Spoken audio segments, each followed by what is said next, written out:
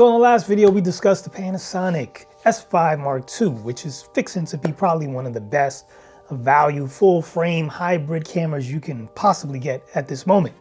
I mean, this thing is just packed full of features. Some of the noteworthy features for me are just the excellent image stabilization that's built right into the camera, all the various video codecs and video tools for making video shooting much easier.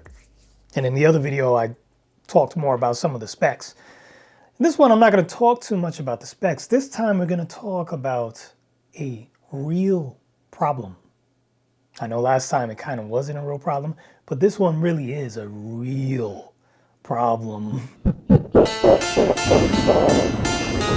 And one of you mentioned it in the comments, and it's not something that I forgot about because I've mentioned it before with other cameras, and it's one of the reasons why I tend to like APS-C cameras, or even earlier on I used to do Micro Four Thirds, but I really prefer APS-C.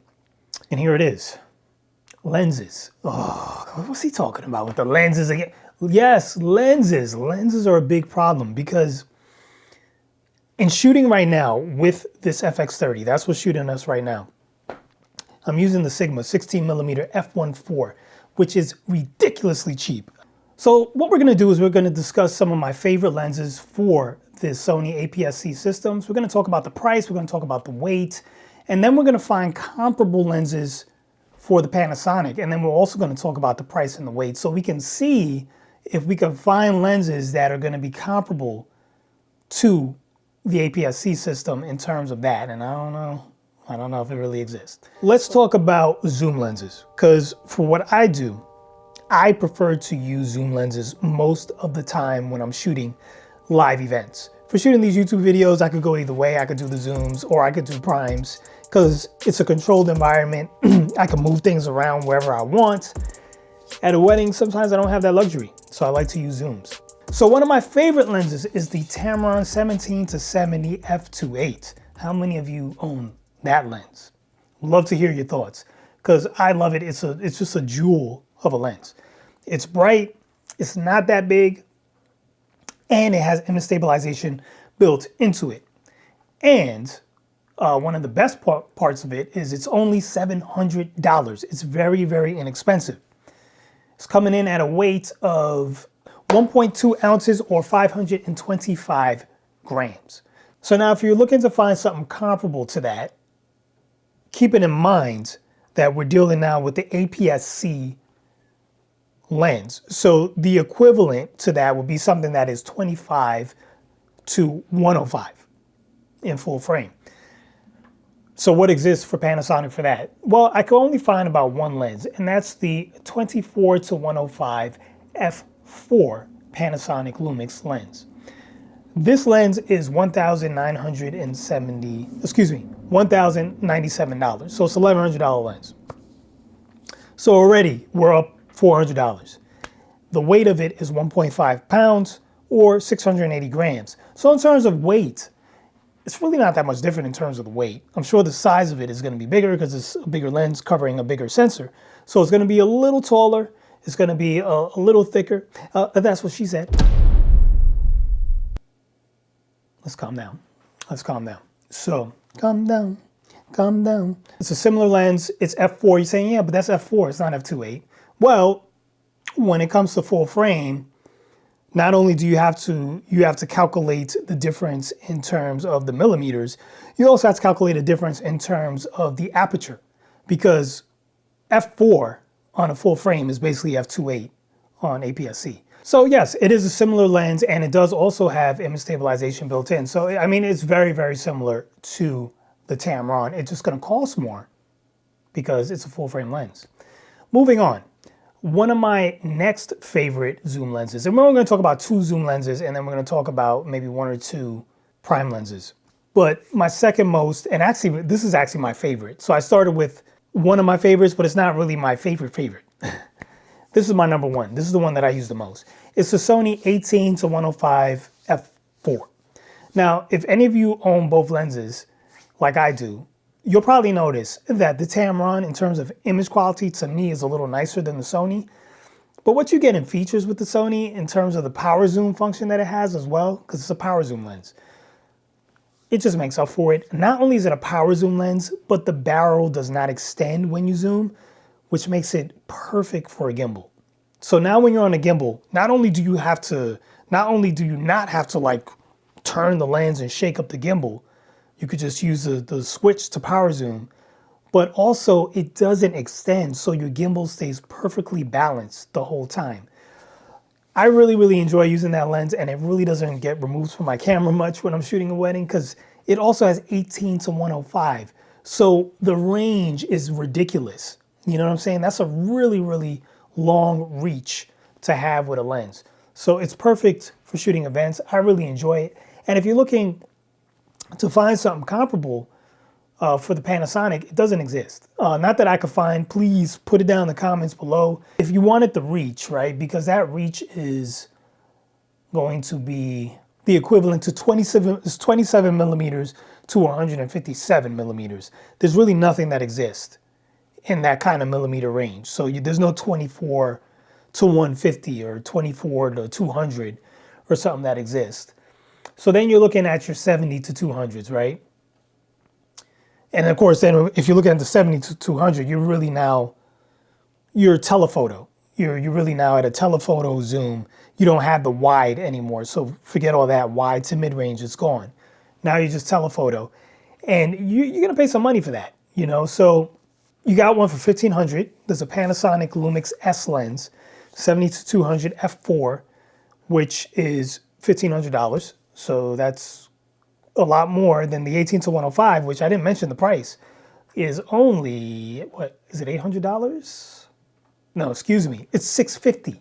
It's only $600, I can't even believe that. It's $650 for that. No, that can't be right. No way. I gotta double check, there's no way. No, $650, it really is. Brand new is $650, that's absolutely ridiculous. So if you're looking at Panasonic, you have to get something that's about $1,500. And you're not going to be at 18 to 105 anymore. You're going to be 70 to 200.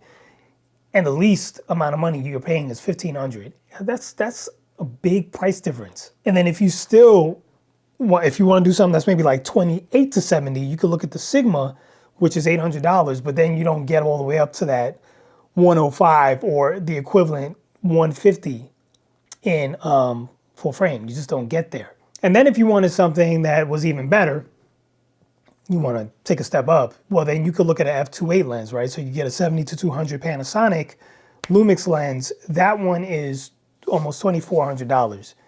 You know, that's going to be a really nice pro lens, super image quality, image stabilized, all the good stuff, weather sealed, but you're spending over $2,000. So this is what I'm talking about. Plus, we didn't even talk about the weight of that.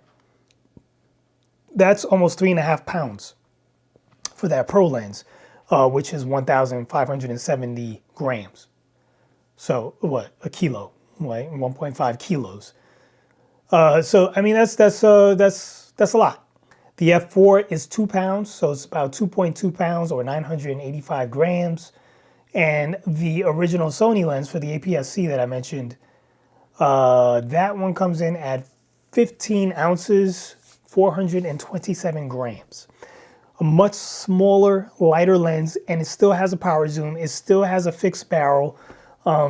This is what I'm talking about. So it's hard to find comparable lenses if you're used to shooting with Sony. Now let's talk about primes, okay? We're not gonna go too much further with this. One of my favorite primes to use is the 30 millimeter Sigma lens, which is f1.4. If I tell you the price, you're not even gonna believe me. Should I even mention the price of the? It's $264 new, okay? $264 new. It's only 9.35 ounces, okay? It's 265 grams. It weighs nothing, it costs nothing, it's super sharp, it focuses very well with the autofocus or just taking pictures, whatever. It just focuses really, really good. A comparable lens in full frame would be 45 millimeters. There's not a whole lot of options there, but there is a Sigma f2.8, and that one's only about $500 and something, $550. So not too much more money, and it's 7.58 ounces, about 215 grams. So It's actually a little bit lighter, but that's because it's an f2.8 lens. So it might not be quite as bright, but it's going to be almost the same because it's a full frame camera. And there you go. So there's one option, but then if you want to go a little less, right, because there are a lot of 40mm options in full frame, or I shouldn't say a lot, but there's more. You could look at something like the Sigma 40 f1.4, and that's an f1.4 in full frame, so you know it's going to be even brighter than the APS-C camera. That one is $799. So we're going from around $250 to $800. So it's still quite a jump up in price, but you're getting more in terms of brightness. And in terms of the weight though, it's 2.6 pounds, almost 1,200 grams. So it is significantly heavier and definitely way more money. And if we're talking about the 16mm Sigma primes, because that's what's shooting us right now, it's the 16mm. And this is also a very good lens that I really, really like. If you're talking about an equivalent in full frame, then you're looking at 24mm. And there are definitely some 24mm options, but I'm just going to share one with you. And that is the Panasonic Lumix 24mm f1.8, which I think a lot of people like. That one is also around $800, and it's about 10.9 ounces. So the 16mm f1.4, that is for the APS-C, the one that's shooting us right now, that one cost $374. So again, it's still cheaper, but it is a little bit heavier. It's 14.9 ounces, 405 grams. So it's a little bit heavier. This is kind of the first one, I think, that is actually a little heavier. Well, let's just recap. All right, let's recap here. So here's the deal. If you're moving from Sony APS-C over to something like the Panasonic full frame systems, if you're looking at zooms, like I'm always looking at zooms for live shooting, you're gonna pay more. You know, you're gonna pay double, triple, quadruple, more than that in some cases to get equivalent lenses. If you're buying primes, you're still gonna pay more, double in most cases. And the size is also gonna increase, or the weight is gonna increase. But not in all cases, but most cases your weight's gonna increase and the money's gonna increase. Not so much or as much as the zoom lenses, but it's still an increase across the board. So that's something to really consider.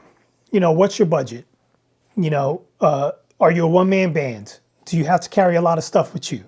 Do you wanna deal with the added weight of these lenses? It might not matter to you. Anyway, what are your thoughts? Go ahead and put it in the comments below. Of course, anything that I talk about, there's always links below. So if you want to check the prices of anything that I'm talking about, because the prices do fluctuate, the sales and all that stuff. So they might be lower, they might be higher. So you can always check the links below. And in the next video, we're going to be talking about Canon. And we're going to talk a little bit about a new camera that they might have in the works. So if you're interested in seeing that, go ahead and click on right here.